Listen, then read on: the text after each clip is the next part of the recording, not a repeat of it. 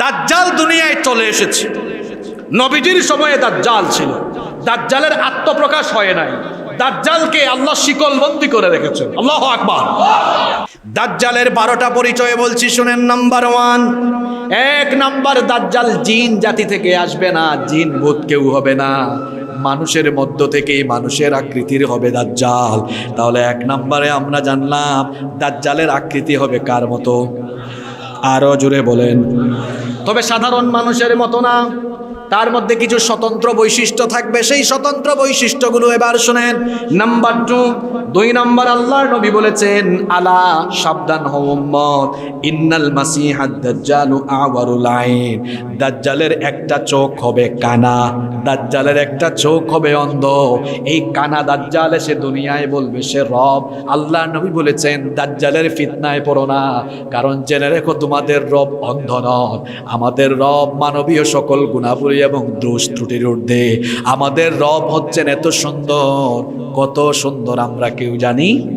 কি সুন্দর আসমান, কি সুন্দর জমিন, কি সুন্দর মানুষ, সব কিছুকে এত সুন্দর করে যিনি সাজিয়েছেন, তিনি কে? এজন্য কবি লিখেছেন, দুনিয়া সুন্দর, মানুষ সুন্দর, আসমান সুন্দর, জমিন সুন্দর, সুন্দরে সুন্দরে পাল্লা, জানি না কত সুন্দর তুমি আল্লাহ, জানি না কত সুন্দর তুমি আল্লাহ। সুবহানাল্লাহ। তাহলে দাজ্জালের 2 নম্বর পরিচয় জানলাম, দাজ্জাল হবে কানা, দাজ্জাল হবে অন্ধ। নাম্বার 3, নবীজি বলেছেন, ইন্নাহু শাবুন কাতাত, দাজ্জাল হবে একজন যুবক, বিরাট দানবাকৃতির একজন যুবক হবে। নাম্বার 4, দাজ্জালের 4 নাম্বার পরিচয় নবীজি দিয়েছেন, আন্নাহু আহমার, তার গায়ের চামড়া হবে লাল, অন্য রেওয়ায়াতে এসেছে শুভ্র সাদা চামড়ার অধিকারী হবে।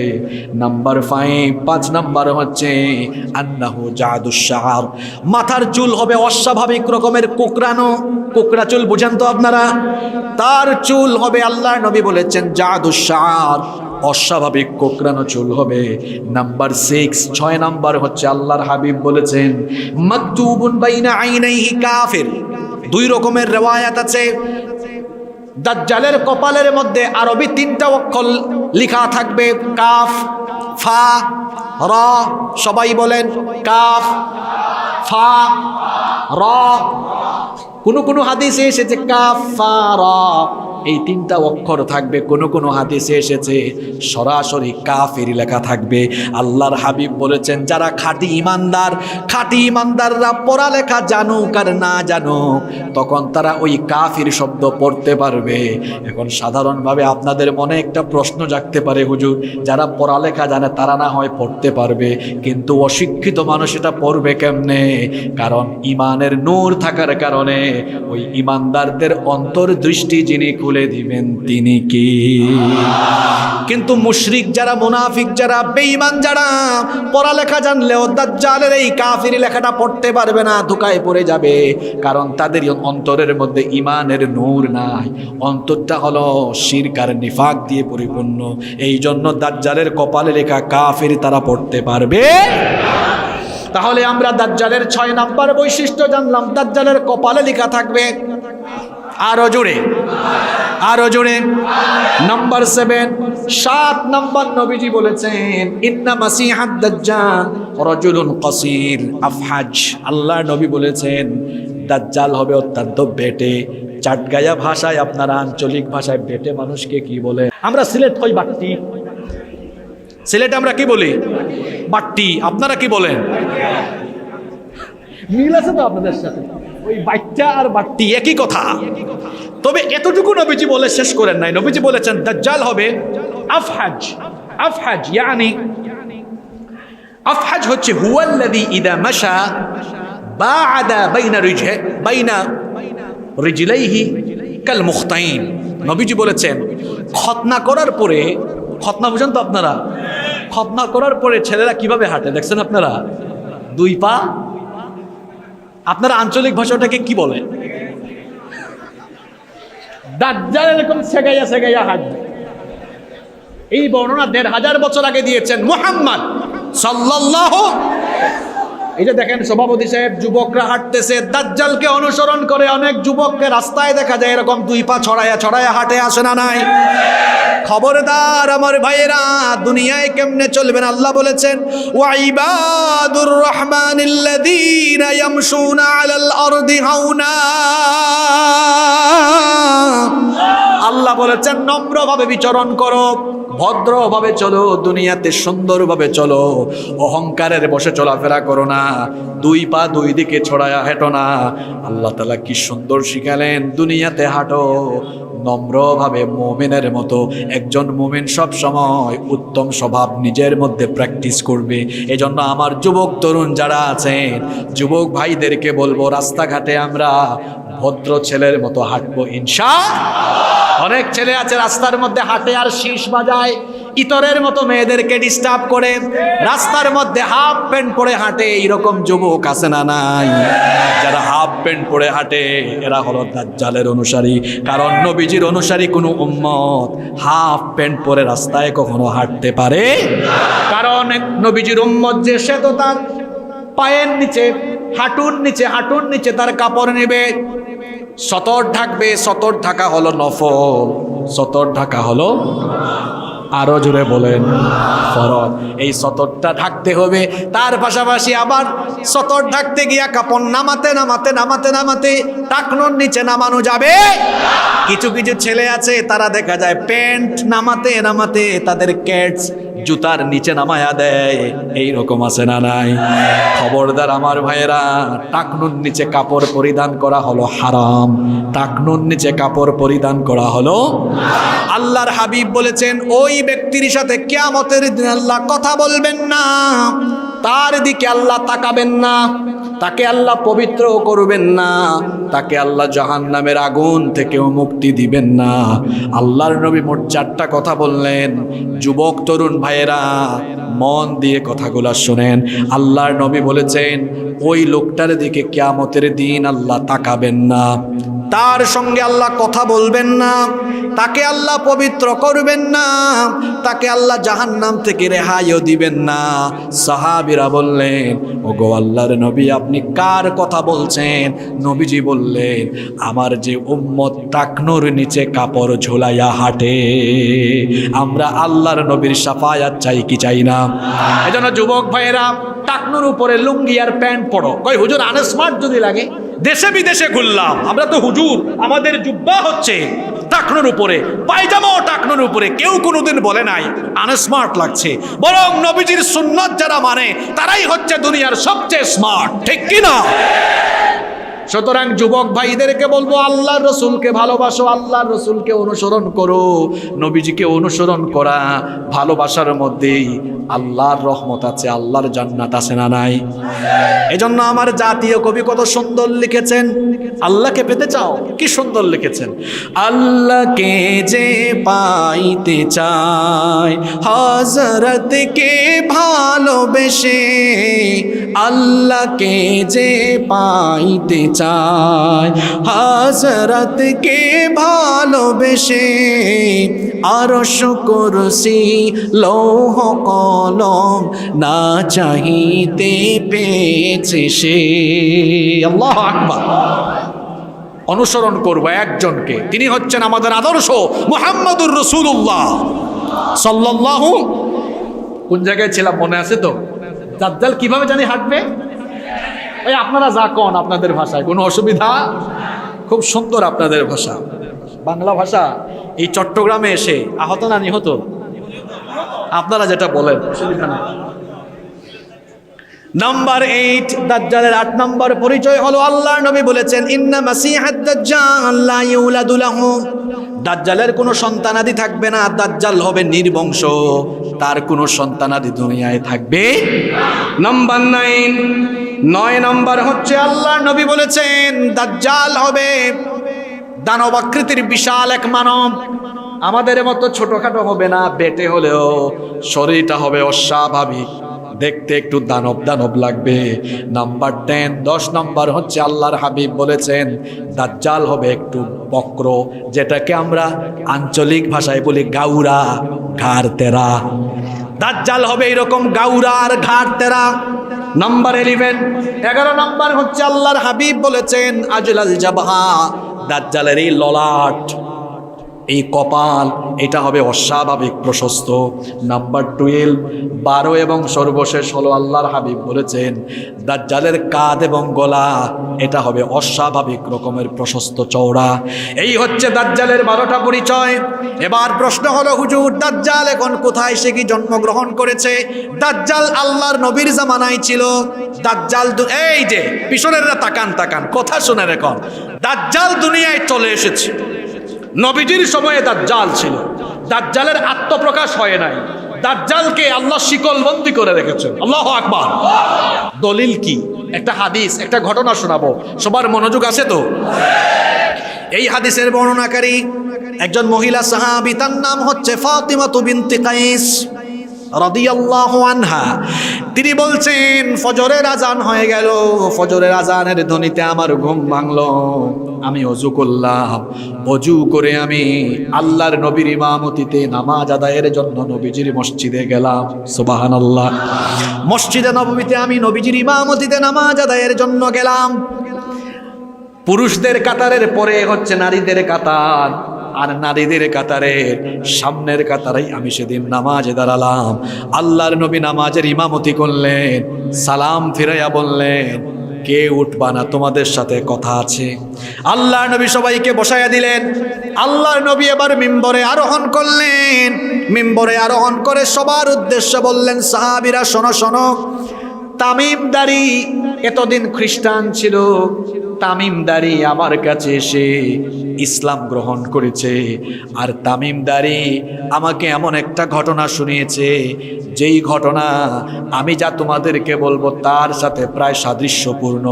এই জন্য সেই ঘটনাটি আমি তোমাদেরকে শোনায়া তোমাদেরকে আমি সতর্ক করতে চাই। আপনাদের মনোযোগ আছে না চলে গেছে? নবীজি বললেন, তামিমদারি ইসলাম গ্রহণ করেছে, আমাকে সে বলেছে লাখাম এবং জুজাম গোত্রের 30 জনের সাথে সে নৌ ভ্রমণে গিয়েছে। তারা 30 জন যখন নৌ ভ্রমণে গিয়েছে, তারা একটি জাহাজে আরোহণ করলো। বর্তমান জামানায় জাহাজগুলোতে ইঞ্জিন আছে, কিন্তু সেই জামানায় জাহাজে কোনো ইঞ্জিন ছিল, পাল বেঁধে দেওয়া হতো। পাল বুঝেন তো আপনারা? এরপরে বাতাস আসলে পাল থাকার কারণে জাহাজ চলতে থাকতো। তারা যখন পাল বেঁধে দিলেন, তখন জাহাজ চলা আরম্ভ করলো। কিছু দূর যেতে না যেতেই তারা সামুদ্রিক ঝড়ের কবলে পড়ে গেলেন। সামুদ্রিক ঝড়ের কবলে পড়ে যাওয়ার কারণে সাগরের উত্তাল তরঙ্গমালায় তাদের জাহাজ হেলে দুলে এই দুর্যোগে তারা 1 মাস ব্যাপী সাগরের মধ্যে হারিয়ে গেলেন। 1 মাস পরে একটা অচিন দ্বীপে তারা অবতরণ করলেন। 1 মাস পরে সাগরের এক অচিন দ্বীপে সন্ধ্যার ঠিক আগ মুহূর্তে তাদের জাহাজ গিয়ে সেখানে অবতরণ করলো।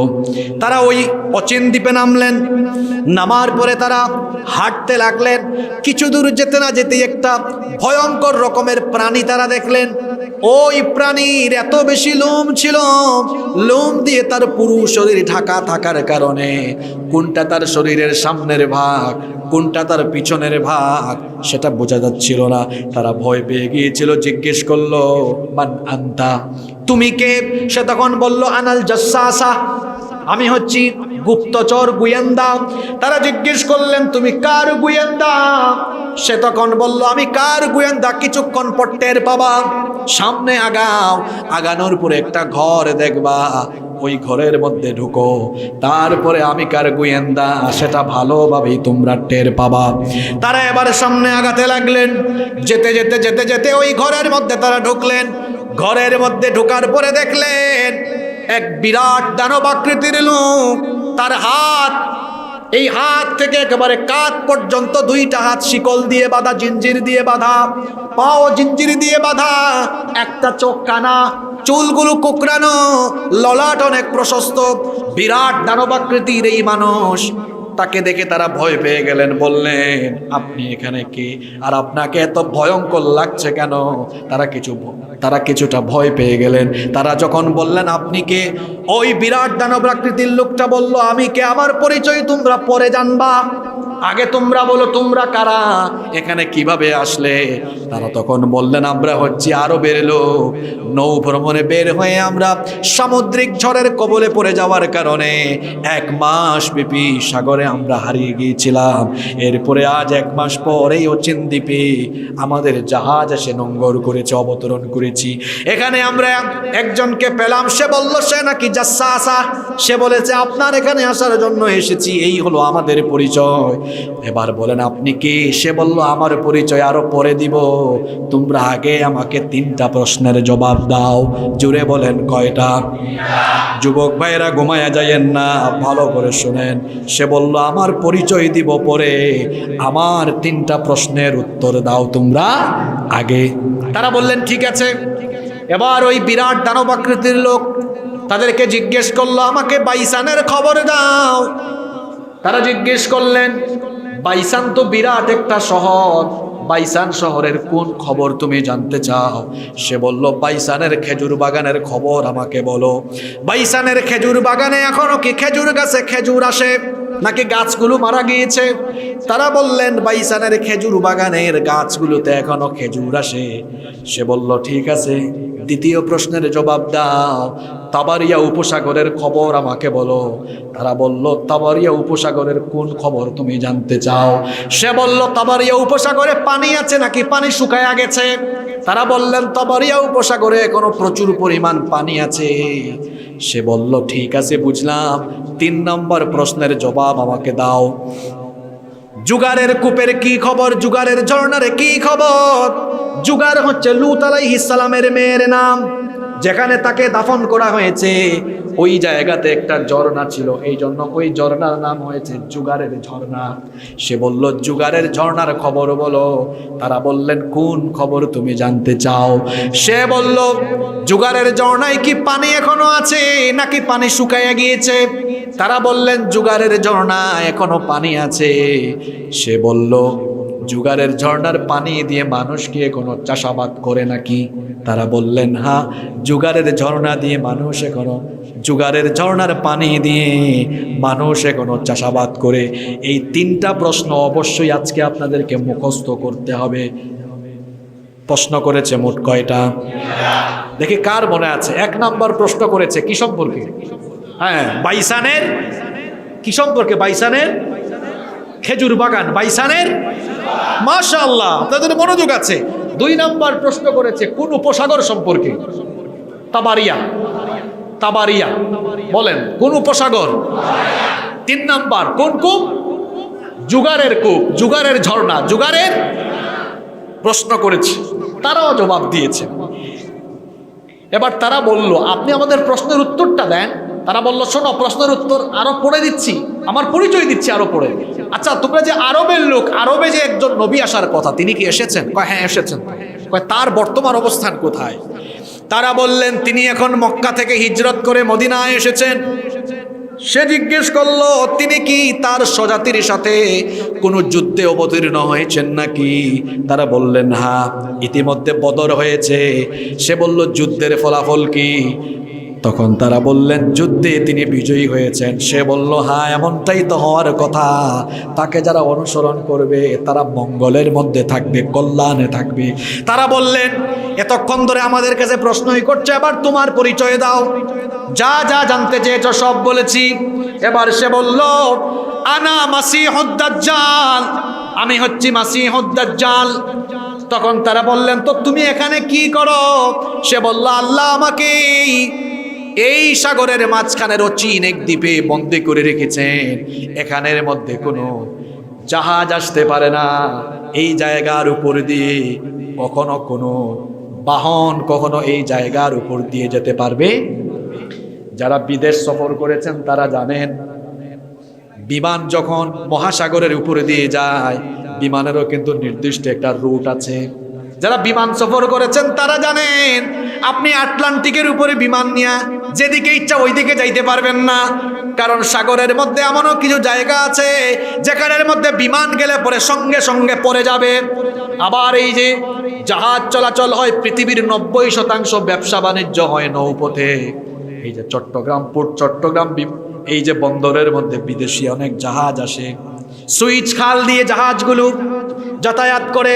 গুগলে সার্চ করে দেখবেন আপনারা, জাহাজগুলো চলাচলের জন্য নির্দিষ্ট রুট আছে, যে কোনো মহাসাগরের মাঝখান দিয়ে আপনি চলে যাইতে পারবেন। কারণ মহাসাগরে এমন এমন জায়গা আছে, জাহাজ গেলে জাহাজ শুদ্ধা নিখোঁজ হয়ে যায়। মহাসাগরে এমন কিছু জায়গা আছে, সেখান দিয়ে উড়োজাহাজ গেলে উড়োজাহাজ নিখোঁজ হয়ে যায়।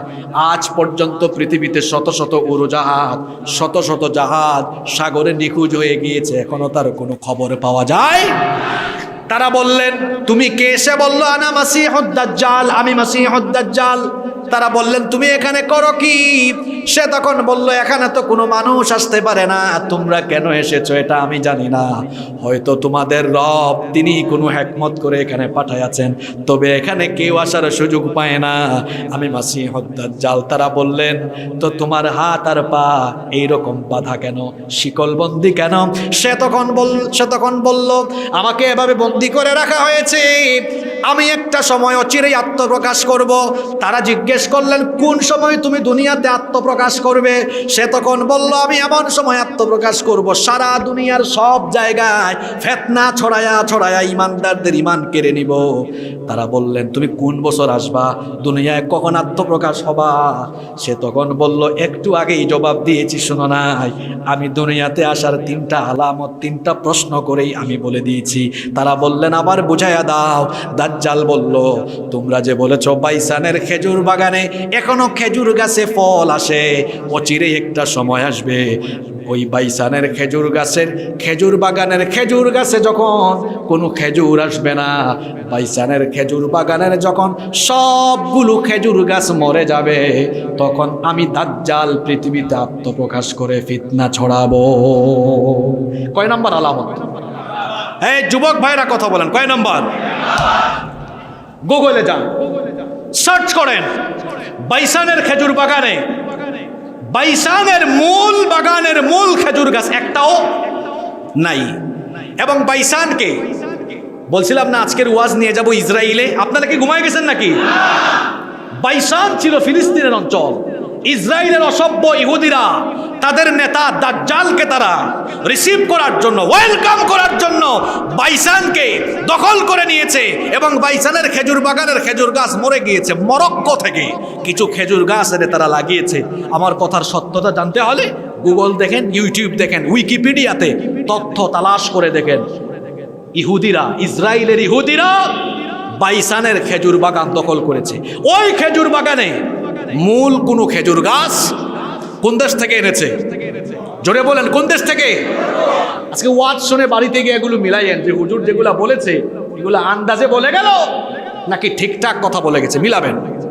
সে বলল, বাইসানের খেজুর বাগানের খেজুর গাছ যখন শেষ হয়ে যাবে তখন আমার আত্মপ্রকাশ হবে। 2 নম্বরে বলেছিলাম তাবারিয়া উপসাগর। এই তাবারিয়া উপসাগরে তোমরা বলেছো এখনো পানি আছে, কিন্তু অচিরেই তাবারিয়া উপসাগরের সব পানি শুকায়া যাবে। যখন তাবারিয়া উপসাগরের পানি শুকায়া যাবে তখন আমি আত্মপ্রকাশ করব। এবার যুবক ভাইয়েরা শোনেন, এই তাবারিয়া উপসাগরকেও ইহুদিরা দখল করে ফেলেছে। গুগলে লিখবেন sea of Galilee, sea of Galilee দখল করে ফেলেছে। এবং 1 ফুটা পানি, 1 ফুটা পানি তারা ফিলিস্তিনিদেরকে দেয় না। পানিও আগের মতো নাই, শুকায়া যাচ্ছে। তার মানে দাজ্জাল আসার সময় আরো অনেক দূরে। কথা বলেন না কেন? 3 নাম্বার দাজ্জাল বলেছে জুগারের কূপের কি অবস্থা। তারা বলেছিলেন জুগারের কূপে এখনো পানি আছে। দাজ্জাল বলেছে অচিরেই জুগারের কূপের সব পানি শুকায় যাবে, জুগারের ঝর্ণায় কোনো পানি থাকবে না। জুগারের ঝর্ণায় যখন কোনো পানি থাকবে না তখন আমি চলে আসব। এই জুগার নামক ঝর্ণা যেখানে আছে সেইটাও কিন্তু ইসরায়েলের অসভ্য ইহুদিরা দখল করে, এবং ওই ঝর্ণার মধ্যে এখন 1 ফুটা পানি আর। তাহলে বলেন তো দাজ্জাল কি, দাজ্জাল আত্মপ্রকাশের সময় কি আর দেরি আছে নাকি? আর ইহুদিরা কি চালাক, ইহুদিরা 3টা জায়গা ইতিমধ্যে দখল করে ফেলেছে। আমাদের ইমাম হবেন কে? আরো জোরে, ইমাম। ইহুদিদের ইমাম হবেন। এজন্য তারা তাদের ইমামকে রিসিভ করার জন্য সব প্রস্তুতি শায়দ বাইসান দখল করেছে, তাবারিয়া দখল করেছে। তারা জুগাড় দখল করে ফেলেছে। আমাদের যুবকরা এগুলো জানেও না, তারা ওই সব জায়গা দখল করে তারা দাজ্জালকে রিসিভ করার জন্য বসে আছে। আর তারা ভাবছে আগামীর বিশ্ব তারা শাসন করবে। ইহুদিদের এই স্বপ্ন স্বপ্নই থেকে যাবে, কারণ দাজ্জালকে ওই ইসরায়েলের তেল আবিবের লুদ নামক জায়গায় ঈসা আলাইহিস সালাম হত্যা করবেন, পৃথিবীতে মুসলমানরা রাজত্ব করবে। আমরা কিন্তু যে ঘটনায় ছিলাম, ঘটনা এখনো শেষ না, ঘটনা এখনো।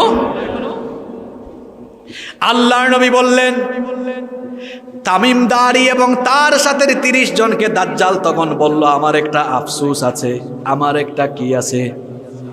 তখন তারা বললেন, তোমার আবার কিসের আফসোস?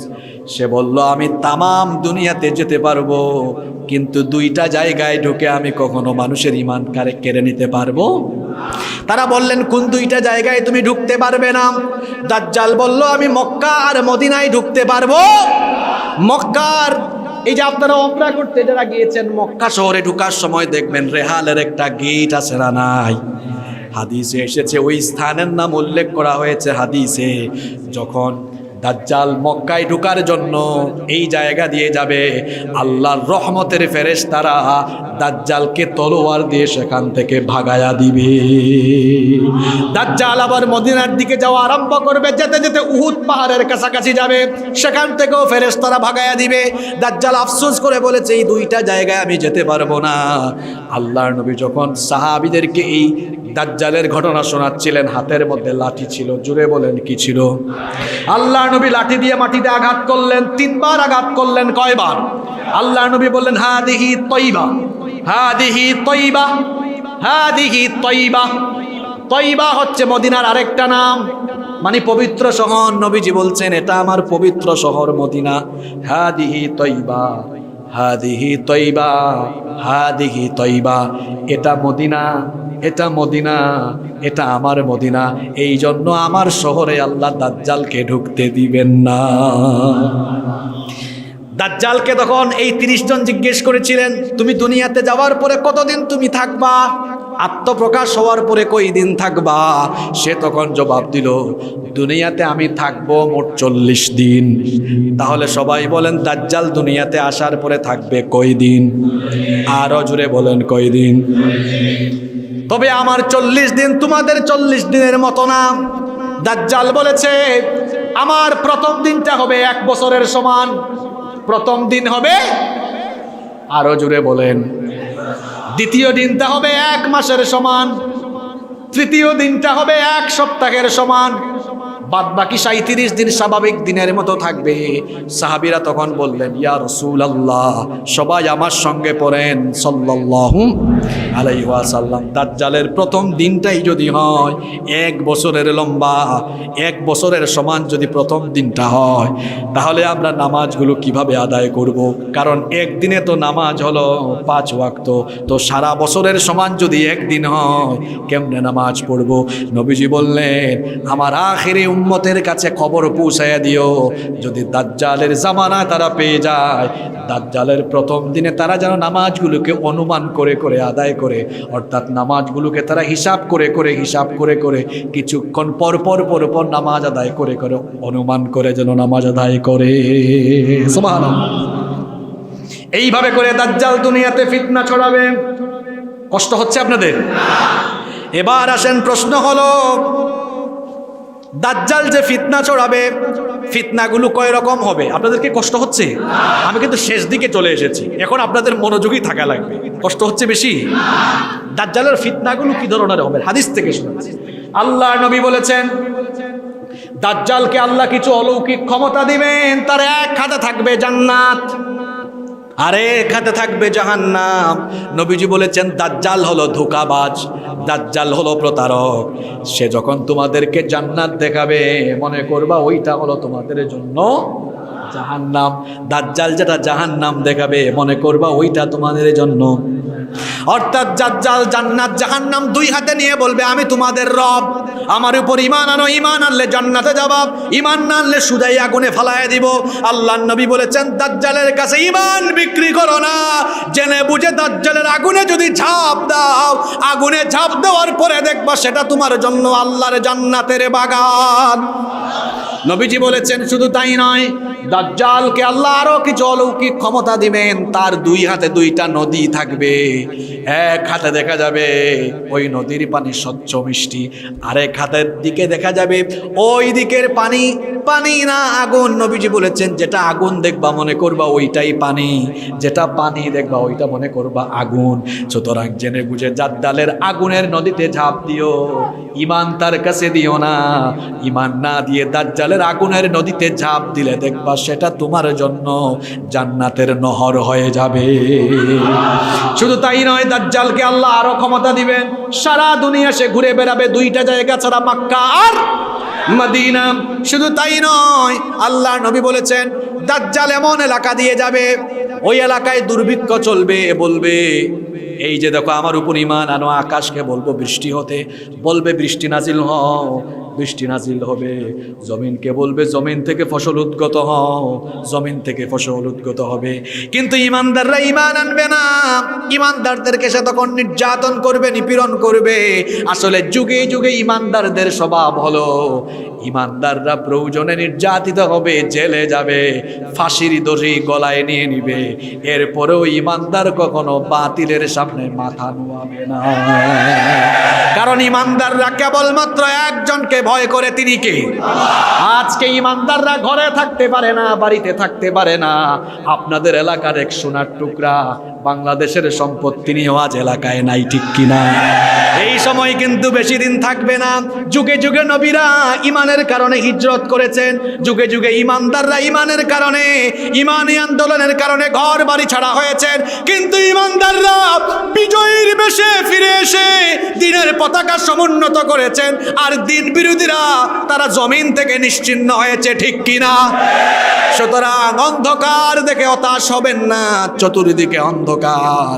এই অন্ধকার একদিন দূরীভূত হয়ে যাবে। অন্ধকার দূরীভূত হয়ে আলো আসবে। সারা রাত যাওয়ার পরে যেমন সকালবেলা ভোরবেলা সূর্য উঠে, ঠিক তেমনি ভাবে ইসলামের উপরে যে দুর্দিন এসেছে, অচিরেই এই দুর্দিন চলে যাবে। ইসলামের পতাকা সমুন্নত হবে। এই সমাজে, এই দেশে কোরআনের রাজ কায়েম হবে ইনশাআল্লাহ। আমরা সেই আন্দোলনে কারা কারা শামিল থাকবো? দু হাত তুলে আল্লাহকে দেখান।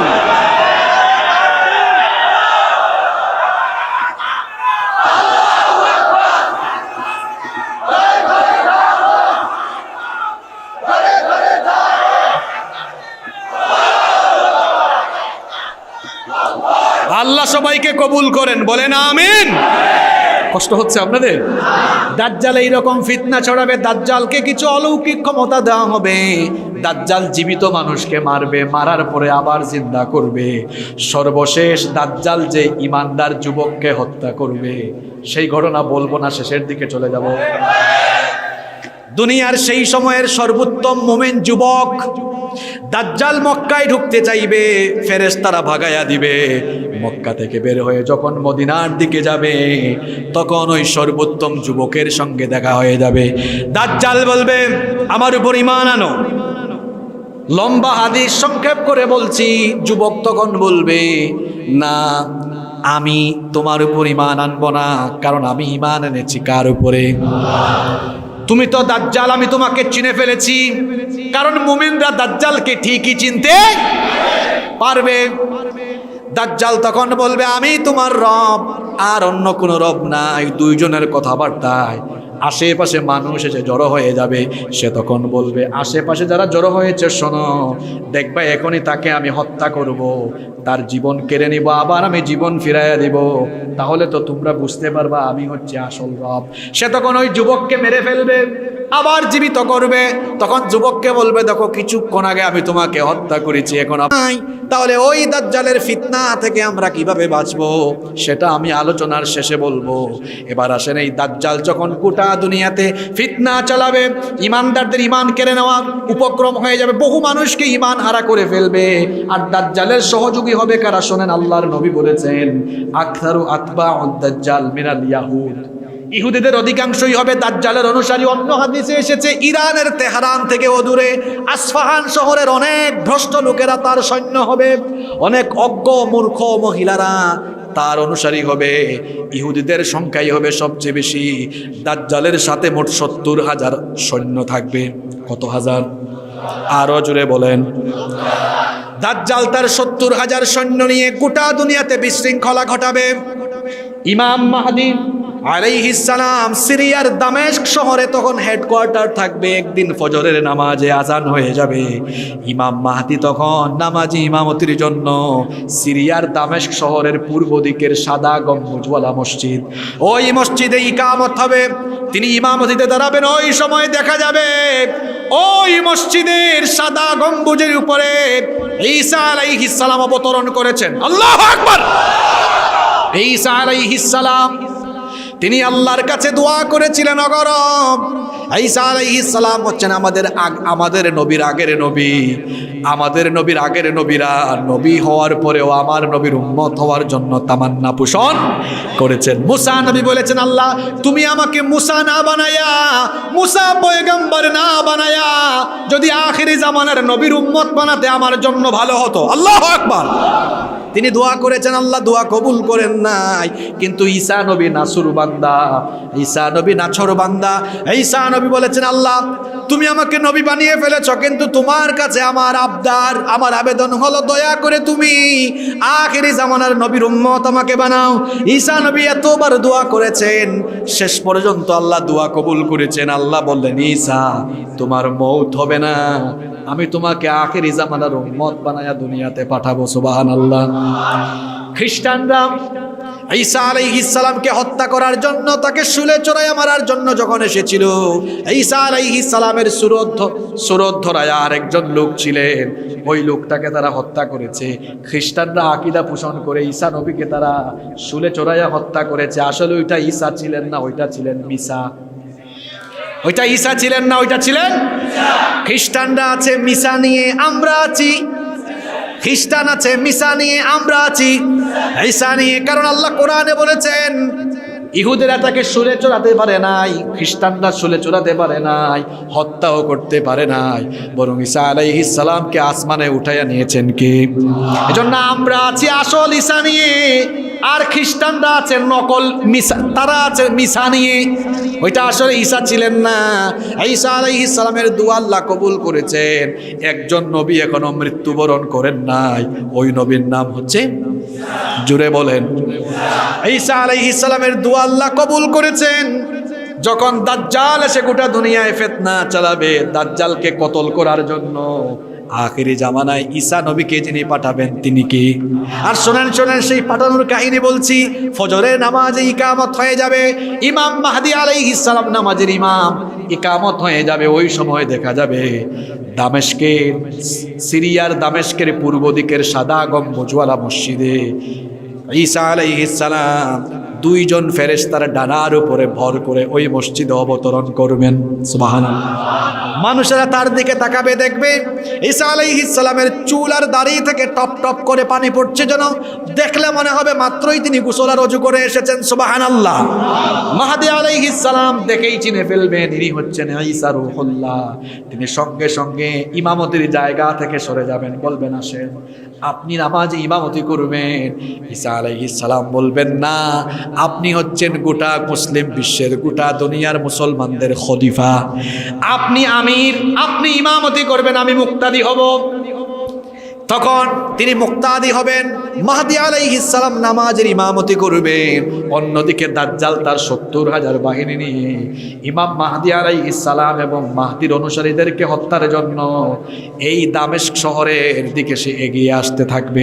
অন্যদিকে ঈসা আলাইহিস সালাম নামাজ শেষ করে মাহদী আলাইহিস সালামকে পাশে রেখে বলবেন, সবাই প্রস্তুত হও, দাজ্জালের ফিতনা দুনিয়াতে আর চলতে দেওয়া হবে। আল্লাহ আমাকে পাঠিয়েছেন দাজ্জালকে কতল করার জন্য। এবার মাহদীর বাহিনী, মাহদীর সৈন্যবাহিনী রেডি। তারা যখন দামেস্ক থেকে রওনা হবেন, দেখবেন তারা আর যাওয়া লাগে না, ওইদিকে দাজ্জাল তার বাহিনী নিয়ে চলে। দাজ্জাল আসার পরে দাজ্জাল এবার নিজেই অবাক। দাজ্জাল ঈসা নবীকে দেখার পরে ভীত সন্ত্রস্ত হবে। হাদিসে এসেছে, নবীজি বলেছেন, কতটা ভয় পাবে শোনেন। নবীজি লবণের উদাহরণ দিয়েছেন। বলেন তো, লবণ যদি পানিতে রাখা হয় লবণ কি হবে? জি, পানি হয়ে যাবে, গলে যাবে। নবীজি লবণের উদাহরণ দিয়েছেন। নবীজি বলেছেন লবণ পানিতে রাখলে যেমন লবণ গলে যায়, ঠিক তেমনি দাজ্জাল তার 70,000 ইহুদি বাহিনী নিয়ে আসার পরে যখন সে ঈসা নবীকে দেখবে তখন সে লবণের মতো গলে যাওয়ার অবস্থা হয়ে যাবে। সে তখন 70,000 বাহিনী ফালাইয়া থুইয়া ভাগা আরম্ভ করবে। দৌড়াতে দৌড়াতে দৌড়াতে দৌড়াতে ঈসা নবীর ভয়ে যেতে যেতে লুদ শহরে চলে যাবে। লুদ, লাম ডাল পেশ। আজকে গিয়ে গুগলে সার্চ করবেন, এটা ফিলিস্তিনের জমিন ছিল।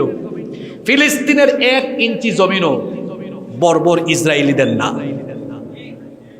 এটা একটু বলে দিই, তারপরে কাহিনীটা শেষ করব। এই যে এই মাঠ, এই জায়গাটা, এটা এই এলাকার কোনো না কোনো একজনের জায়গা না, এটা স্কুলের জায়গা না।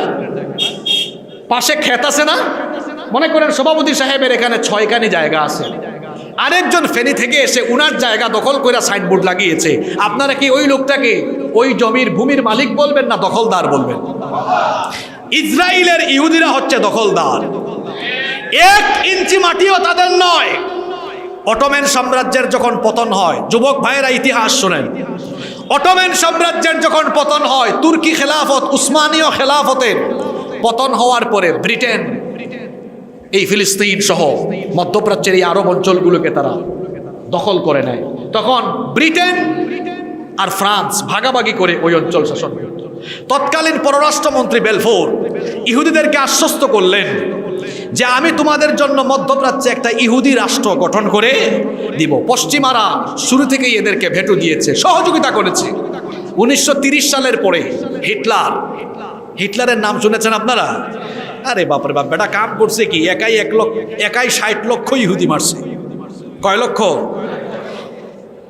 হিটলার যখন গোটা দুনিয়াতে ইহুদি নিধনযজ্ঞ আরম্ভ করলো, তখন ইউরোপ এবং পৃথিবীর বিভিন্ন জায়গা থেকে এই ইহুদিরা জাহাজে করে করে মধ্যপ্রাচ্যের ফিলিস্তিনে আসা আরম্ভ করলো। এখানে এসে তারা চাষাবাদ, কৃষিকাজ আরম্ভ করলো।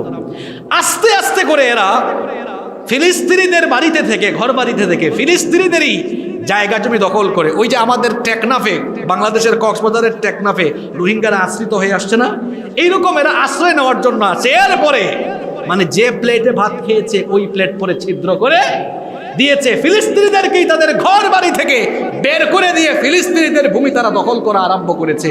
আর তাদেরকে প্রত্যক্ষ পরোক্ষভাবে সহযোগিতা করেছে সেই সময় থেকেই এই পশ্চিমা দুনিয়া। কেন? সেই কারণও বলছি। তারা সেই সময় থেকেই চিন্তা করেছে, তুর্কি খেলাফতের পতন হওয়ার পরেই তাদের চিন্তা ছিল বিশ্বকে তারা শাসন করবে। এখন তারা থাকে পশ্চিমা দুনিয়ায়, মধ্যপ্রাচ্যে তাদের আগ্রাসন, মধ্যপ্রাচ্যে তাদের শক্তিমত্তা ধরে রাখতে হলে মধ্যপ্রাচ্যে একটা ভেজাল লাগায় রাখতে। আপনারা কি ঘুমায় গেছেন? মধ্যপ্রাচ্যে একটা ভেজাল লাগায় রাখতে হবে। দুনিয়াতে বর্তমানে ইহুদির জনসংখ্যা 80 লক্ষ। কত লক্ষ? একটু কম বেশি হইতে পারে, 1 কোটি এখনো হয়, 80 লক্ষ।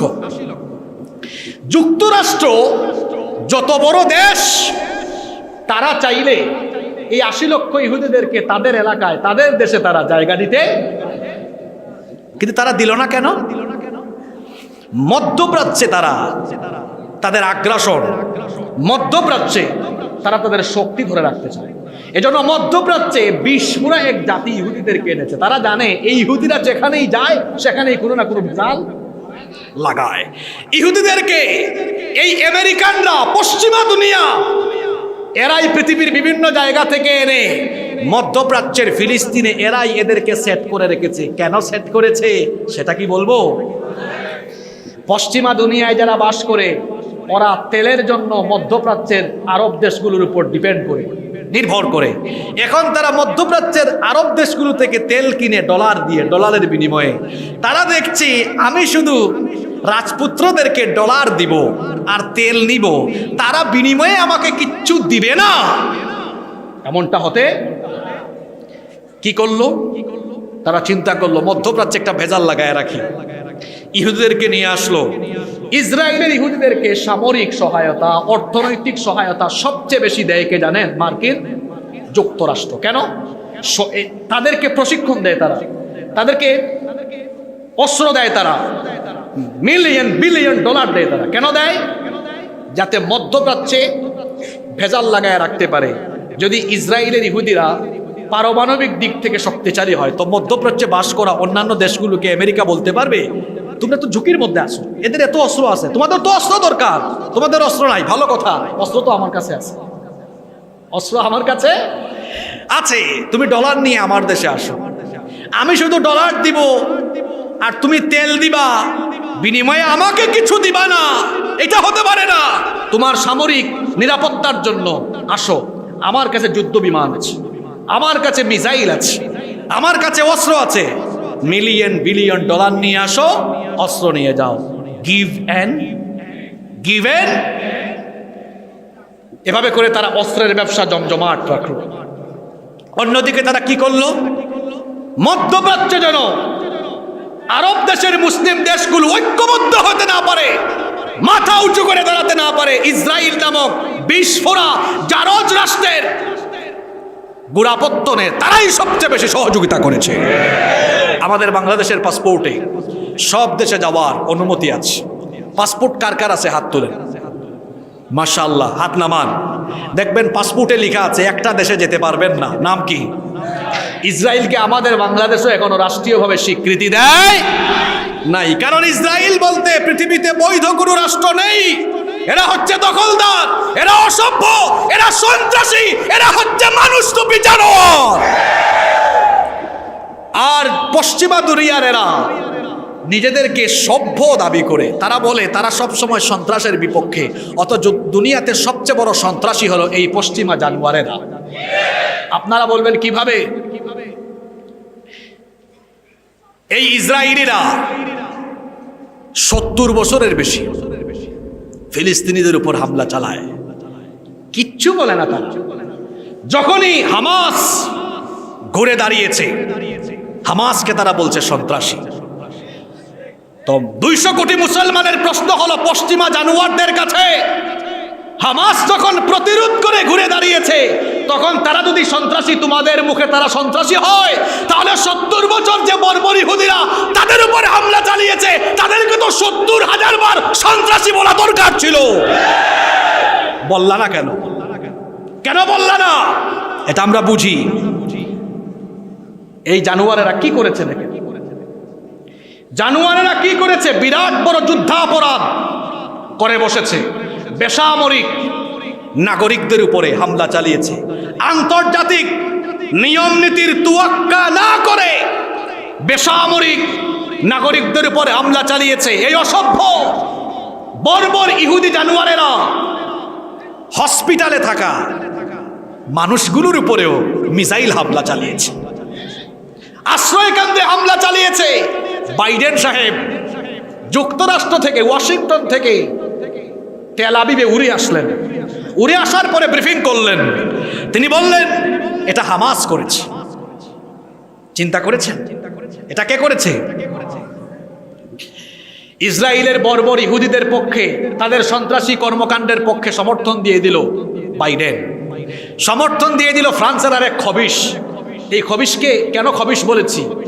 কারণ তার রাষ্ট্রে, তারই মদদে আমাদের নবীর কার্টুন বহুবার প্রদর্শন হয়েছে। ফ্রান্সের প্রেসিডেন্ট খবিশ ইমানুয়েল ম্যাক্রো, কানাডার প্রেসিডেন্ট জাস্টিন ট্রুডো, আরেক বেটা তার নিজের পায়ের তলায় মাটি নাই, পুতিন বাবাজি এমন সেসা সেচ্ছে। ইউক্রেনের প্রেসিডেন্ট জেলেনস্কি, সেও ইহুদিদের পক্ষে দাঁড়িয়েছে। আমাদের পাশের দেশের দাদাও ইহুদিদের পক্ষ নিয়েছেন, এবং দাদা বলেছেন, হাসিয়েন না শুনেন, দাদা বলেছেন ফিলিস্তিনিরা সন্ত্রাসী। আমার খুব হাসি পেয়েছে এই কারণে, দাদার পরোক্ষ মদদে, প্রত্যক্ষ এবং পরোক্ষ মদদে গুজরাটে হামলা হয়েছে, দাদার প্রত্যক্ষ পরোক্ষ মদদে আমাদের বাবরি মসজিদ ভেঙে দেওয়া হয়েছে। এই কর্মকাণ্ডে প্রমাণ হয়েছে দাদা আর তার ছেলেপেলেরাই হচ্ছে দুনিয়ার সবচেয়ে বড় সন্ত্রাসী। দুনিয়ার সবচেয়ে বড় সন্ত্রাসীর মুখে এমন কথা শুনলে আমাদের হাসিই পায়। এই ভারতবর্ষের ইতিহাস আপনারা শোনেন, এই ভারতের যা কিছু আছে, কুতুব মিনার, শীষ মিনার, আগ্রার তাজমহল, লাল কেল্লা, আল্লাহ আমাকে সবগুলাই দেখিয়েছেন। এই ভারতে আমি 4-5 বার সফর করে এই সবগুলো জায়গা দেখার সুযোগ হয়েছে আলহামদুলিল্লাহ। আপনি ভারতে গেলে দেখবেন, ভারতে দেখার মতো যা কিছু আছে এগুলো হিন্দুদের বাপদাদারা বানায় নাই, সব মুসলমানদের হাতের স্থাপনা। এই ভারতকে মুসলমান 800 বছর শাসন করেছে। মুসলমান শাসকরা যদি সন্ত্রাসী হতেন তাহলে কি ভারতবর্ষে কোনো হিন্দু থাকতো? মুসলমান শাসকগণ ছিলেন উদার, তারা ছিলেন শান্তির পক্ষে। আর যার কারণে 800 বছরের শাসন আমলে, সুদীর্ঘ এই শাসন আমলের ইতিহাস বলছি, ইতিহাস সাক্ষী, তারা কখনো কোনো মন্দির দখল করে মসজিদ বানান, কোনো অমুসলিমকে পিটান নাই, মারেন নাই। মাত্র 70 বছর হয়েছে, 70 বছর হয়েছে ব্রিটিশদের থেকে যখন স্বাধীনতা লাভ করেছে, এরপর থেকে ভারত হিন্দুরা পরিচালনা করছে। এই 70 বছরে তারা ইতিহাসের জঘন্য কাজ করেছে। আমাদের 800 বছরের শাসনে কোনো মুসলমান একটা মন্দির দখল করে নাই। তারা 70 বছরের শাসন আমলে ভারতের বহু মসজিদ ভেঙেছে, আমাদের বাবরি মসজিদ ভেঙে দিয়ে আমাদের হৃদয়কে তারা টুকরা টুকরা করে দিয়েছে। তারা তাবরিজ নামক যুবককে জয় শ্রীরাম না বলার কারণে পিটিয়ে পিটিয়ে নির্মমভাবে হত্যা করেছে। এই হচ্ছে এই জঘন্য সন্ত্রাসীদের ইতিহাস। আমাদের সমাজে দাদাদের কিছু গুলাম দেখা যায়, যারা দাদা বাবুদের গুলামি করে এতদিন যা হওয়ার হয়েছে। কিন্তু নির্যাতিত ফিলিস্তিনিদের পক্ষে যখন দল মত নির্বিশেষে সব মুসলমান সমর্থন দিয়েছে, এরপরে সেই ফিলিস্তিনি মুসলমানদেরকে সন্ত্রাসী বলা, দাদা বাবুদের গুলামি এই দেশে যারাই করবে তাদেরকে দেশের মুসলমান জাতীয়ভাবে বয়কট করবে।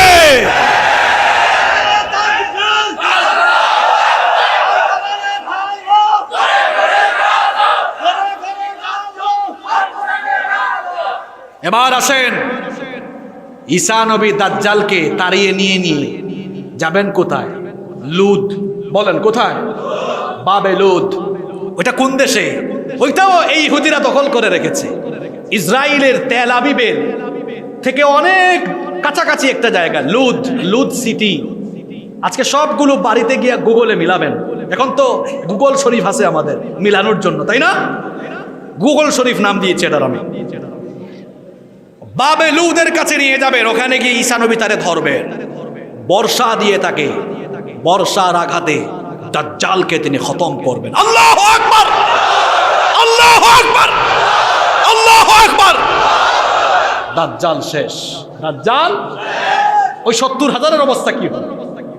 এদেরকে মুসলমানরা কচুকাটা করবে। আল্লাহর হাবিব বলেছেন, কোন ইহুদি যদি জান বাঁচানোর জন্য গাছের আড়ালে যায়, আল্লাহ গাছের জবান খুলে দিবেন, গাছ বলবে ইমানদার, আমার পিছনে ইহুদি আছে, তাকে হত্যা করো। কোন দেয়ালের আড়ালে কোন ইহুদি গিয়ে লুকালে, দেয়ালের জবান আল্লাহ খুলে দিবেন, দেয়াল বলবে হে মুজাহিদ, আমার পিছনে এসে দেখো এই ইহুদি, তাকে হত্যা করো। যে ইহুদিরা এখন মধ্যপ্রাচ্যে, ফিলিস্তিনে আমাদের ভাই বোন এবং নারীদের উপরে হামলা চালাচ্ছ, অপেক্ষা করো, ইমাম মাহদি এবং দাজ্জালের হাতে তোমাদের পতন হবে।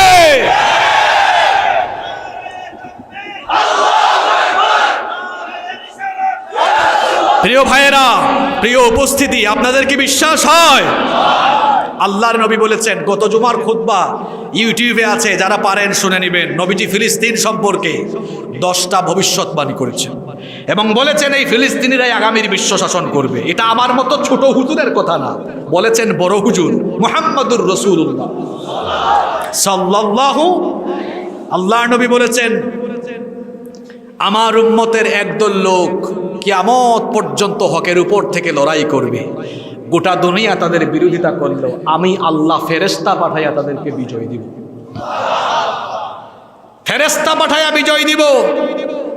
আজ কষ্ট লাগে, কাফির কাফির এই সময়ে ভাই ভাই, কাফির কাফির কথা বুঝেন নাই আমার? ইহুদিদের পক্ষে সব কুফফার এখন একমত না দুই মত। কয়েকটা দেশ আছে, রাশিয়া, চীন, উত্তর কোরিয়া, এরা রাজনৈতিক কারণে বিরোধী, পলিটিক্যাল কারণে, কূটনৈতিক কারণে। এছাড়া বাদ বাকি সব কাফেররা একজোট, কাফির কাফির। কিন্তু আমাদের খলিফারা, খলিফা মানে বুঝছেন তো আপনারা, আমাদের আমিরুল মুজাহিদিন যারা আরব দেশে আছেন, প্রিন্সরা, আর আমাদের 57টি রাষ্ট্রের মুসলিম রাষ্ট্রপ্রধানরা, আপনারা জনগণ তাদেরকে গালিগালাজ করেন কিনা এই ভয়ে তারা নামে মাত্র বিবৃতি আর প্রেস ব্রিফিং করে তারা তাদের কর্মকাণ্ড গুছায়া রেখেছেন। আবার কেউ কেউ মিডিয়ার সামনে বড় বড় কথা বলে ফিলিস্তিনিদের পক্ষ নিয়ে নিজের দেশের নৌবাহিনীও আবার জাতিসংঘের অধীনে শান্তিরক্ষী মিশনে পাঠিয়েছেন। এটা জাতিসংঘ নয়, এটার নাম মুসলিম জাতি নিধন সংঘ। কারণ তারা কাশ্মীরিদের পক্ষে কথা বলে না। Chechnya, Bosnia, Syria, Lebanon, Myanmar, Afghanistan, Kashmir, ফিলিস্তিন, এগুলোর নির্যাতন তাদের চোখে পড়ে না। দুনিয়ায় একটা কাফির মরলে তাদের হৌ মৌ শুরু হয়ে যায়। এজন্য বলেছি এটা জাতিসংঘ নয়, এটা হচ্ছে মুসলিম জাতিকে শেষ করে দেওয়ার সংঘ। আমাদের খলিফারা আর আমাদের মুসলিম রাষ্ট্রপ্রধানরা ভয়ের চোটে শেষ। আমেরিকা 2টা রণতরী পাঠিয়ে দিয়েছে, অস্ত্র শস্ত্র দিচ্ছে। ওইদিকে রাশিয়ার প্রেসিডেন্টের এক মিত্র চেচনিয়া চালায়, নাম জানেন তো আপনারা, রমজান কাদিরভ, কি সাহস করে বলেছে আমাদেরকে অনুমতি দেওয়া হোক, ইসরায়েলকে উড়াইয়া দিব, সাহস করে বলেছে। কিন্তু মধ্যপ্রাচ্যের কোনো আরব দেশের রাষ্ট্রপ্রধান, ইরান বাদে অন্যান্য কোন মুসলিম রাষ্ট্রপ্রধানরা রমজান কাদিরবের মতো সাহসী কথা তারা উচ্চারণ করতে পারেন নাই। আমরা যুদ্ধের পক্ষে নই, কিন্তু অন্তত একজুট হয়ে যদি সবাই বলতেন অচিরেই ইসরায়েল হামলা বন্ধ করা, নইলে ব্যবস্থা নিব।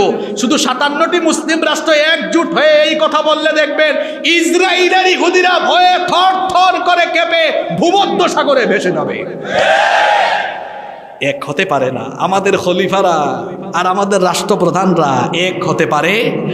অবস্থা দেখে মনে হচ্ছে তারা আকাশের পানে তাকিয়ে আছেন। দেখি আমরা কষ্ট না করে আসমান থেকে আবাবিল আসে কিনা।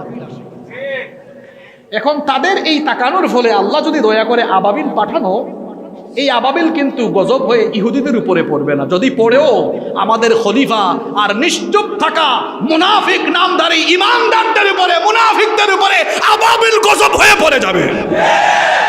কারণ অন্যায় দেখে, নির্যাতন দেখো আমরা চুপচাপ। আল্লাহ তুমি আমাদেরকে হেফাজত করো। আমরা বাংলাদেশে বসবাস করি, কিন্তু আমাদের হৃদয় ফিলিস্তিনে বসবাস করে। আমার তো মনে হয়, শোনেন, আমরা খালি ওয়াজের মাঠ গরম করার জন্য কথা বলছি না। যদি আমাদের সুযোগ থাকতো, আমাদেরকে রাষ্ট্রীয়ভাবে বর্ডার খুলে দেওয়া হতো, সুযোগ দেওয়া হতো, তাহলে এদেশের হাজারো নয় লক্ষ লক্ষ কোটি কোটি যুবক ফিলিস্তিনিদের জন্য জীবন দিয়ে দিত।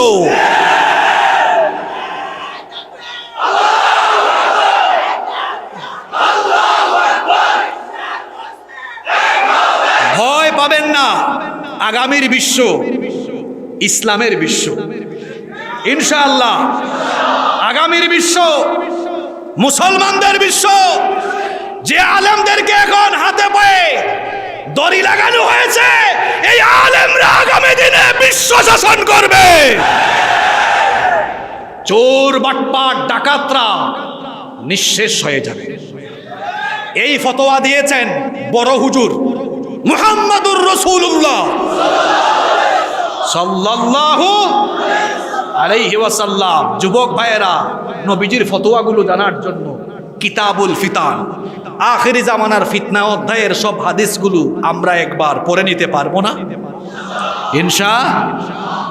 এতক্ষণ তো বাস্তবতার ভিত্তিতে ইমাম, মাহদি, দাজ্জাল, ঈসা আলাইহিস সালাম নিয়ে কথা বললাম। এবার সব ফিতনা থেকে বাঁচার কিছু আমল শোনারও দরকার আছে না নাই? আপনাদের কষ্ট হচ্ছে? 5 মিনিট সময় দিতে পারবেন তো? এরপরে সবাইকে নিয়ে আল্লাহর কাছে কান্নাকাটি করব ইনশাআল্লাহ। এবার আসেন দাজ্জালের ফিতনা থেকে আমরা কিভাবে বাঁচব। তাদের ফিতনা থেকে বাঁচার জন্য আমরা কি আমল করব? আল্লাহর নবী আমাদেরকে আমল শিখিয়েছেন। দাজ্জালের ফিতনা থেকে বাঁচার জন্য 3টা আমল আমরা আজকে শিখে যাব ইনশাআল্লাহ। নাম্বার 1, মা বোনরা কি মাহফিলে আছে নাকি? সবাই শোনেন, মা বোনেরাও শোনেন, দাজ্জালের ফিতনা থেকে আমরা কিভাবে বাঁচব। এক নম্বর আমল হচ্ছে আত-তামাসসুক বিল ইসলাম। ইসলামকে আমরা কঠিনভাবে আঁকড়ে ধরব, বিশেষ করে আল্লাহর সকল গুণাবলীগুলো জানবো, যাতে করে দাজ্জালের ফিতনায় আমরা পড়ে না যাই। আমার আল্লাহ ছাড়াও তার অনেকগুলো গুণবাচক নাম আছে না নাই? তিনি হচ্ছেন শাফিয়াল আমরান, তিনি হচ্ছেন গিয়াসাল মুস্তাগীসিন। আমার আল্লাহর এরকম ৯৯টা নাম আছে, এগুলো জানবেন, তাহলে দাজ্জালের ধোঁকায় পড়ার কোনো সুযোগ থাকবে। নাম্বার 2, যখন আপনারা নামাজ আদায় করেন, শেষ বৈঠকে তাশাহুদ পড়ে, দুরুদ পড়ে, দোয়া মাসুরা পড়ার পরে নবীজি বলেছেন, দোয়ায়ে মাসুরার পরে 4টা বিষয় থেকে আল্লাহর কাছে পানাহ চাও। জুড়ে বলেন কয়টা? দোয়া শিখালেন আল্লাহর নবী বললেন, দোয়া করে নিও, আল্লাহুম্মা ইন্নী আউযু বিকা মিন আযাবি জাহান্নাম ওয়া মিন আযাবিল কবর ওয়া মিন ফিতনাতিল মাহইয়া ওয়াল মামাত ওয়া মিন ফিতনাতিল মাসিহিদ দাজ্জাল। এই দোয়াটা কারা কারা পারেন, মুখস্থ আছে, হাত তুলেন। মাশাআল্লাহ, মাশাআল্লাহ, হাত নামান, খুব খুশি হয়েছে আমি। যাদের মুখস্থ নাই, মুখস্থ করে ফেলবেন, খুব শর্ট সংক্ষিপ্ত দোয়া। আবার বলছি, আমার সাথে বলেন, আল্লাহুম্মা। একজনও চুপ থাকবেন না, বলেন আল্লাহুম্মা ইন্নী আউযু বিকা মিন আযাবি জাহান্নাম ওয়া মিন আযাবিল কবর ওয়া মিন ফিতনাতিল মাহইয়া ওয়াল মামাত ওয়া মিন ফিতনাতিল মাসিহিদ দাজ্জাল। কি সুন্দর দোয়া! আল্লাহর নবী বলেছেন, নামাজে সালাম ফেরানোর আগে 4টা বিষয় সম্পর্কে আল্লাহর কাছে আশ্রয় চাও। বলো, আল্লাহুম্মা ইন্নী আউযু বিকা মিন আযাবি জাহান্নাম, হে আল্লাহ তুমি আমাকে জাহান্নামের আযাব থেকে বাঁচাও। ওয়া মিন আযাবিল কবর, কবরের আযাব থেকে বাঁচাও। ওয়া মিন ফিতনাতিল মাহইয়া ওয়াল মামাত, জীবন মৃত্যুর ফিতনা থেকে বাঁচাও। ওয়া মিন ফিতনাতিল মাসিহিদ দাজ্জাল, দাজ্জালের ফিতনা থেকে আমাদেরকে বাঁচাও। কারণ আদম সৃষ্টির পর থেকে নিয়ে কিয়ামত পর্যন্ত দাজ্জালের ফিতনা হলো সবচেয়ে বড় ফিতনা। এজন্য সকল নবী রাসূলরা তাদের উম্মতদেরকে দাজ্জালের ফিতনার ব্যাপারে সতর্ক করেছেন। এই জন্য নামাজে সালাম ফেরানোর আগে দাজ্জালের ফিতনা থেকে বাঁচার জন্য দোয়া করব কার কাছে? 3 নাম্বার শেষ আমলটা শিখায়া যায়, জুমার দিনে সূরা কাহাফ আপনারা তিলাওয়াত করবেন। কোন সূরা? আরো জোরে বলেন, কোন সূরা? এটা হবে জুমার দিনের সিলেবাস। জুমার দিনে আমরা সূরা কাহাফ পড়ব। সূরা কাহাফের প্রথম 10টা আয়াত মুখস্থ করে ফেলবেন, কষ্ট করে মুখস্থ করবেন। প্রতিদিন যদি আমরা একটা আয়াত মুখস্থ করি, তাহলে 10 দিনে হয়ে যাবে মোট কয়টা আয়াত? জুড়ে বলেন, কয়টা আয়াত? যুবক ভাইয়েরা, প্রত্যেক দিন কি আপনারা একটা আয়াত মুখস্থ করতে পারবেন না? তাহলে 10 দিনে হয়ে যাবে 10টা এই সূরা কাহাফের 10টা আয়াত মুখস্থ করবেন। পুরা সূরা যদি নাও পারেন, তো 10টা আয়াত অন্তত মুখস্থ করবেন, আর জুমার দিনে পড়বেন। নবীজি বলেছেন, এই 10টা আয়াত যারা, সূরা কাহাফের 10টা আয়াত যারা মুখস্থ করে জুমার দিনে পড়বে, আল্লাহ তাআলা তাকে দাজ্জালের ফিতনা থেকে বাঁচায়া দিবেন। আল্লাহ আমাদেরকে ইমাম মাহদির সৈন্য হওয়ার সব রকমের কোয়ালিটি দান করেন। আল্লাহ আমাদের দুর্বল ইমানকে সবল করে দেন। আমাদের সবাইকে ইমানের জন্য কবুল করে নেন। অনেক মানুষ দাঁড়িয়ে আছেন, আমি দেখতে পাচ্ছি, কেউ উঠবেন না। এটাই হতে পারে জীবনের শেষ মাহফিল, শেষ মুনাজাত। নিজের বাপের জন্য, মায়ের জন্য দোয়া করেন যারা কবরে চলে গিয়েছে।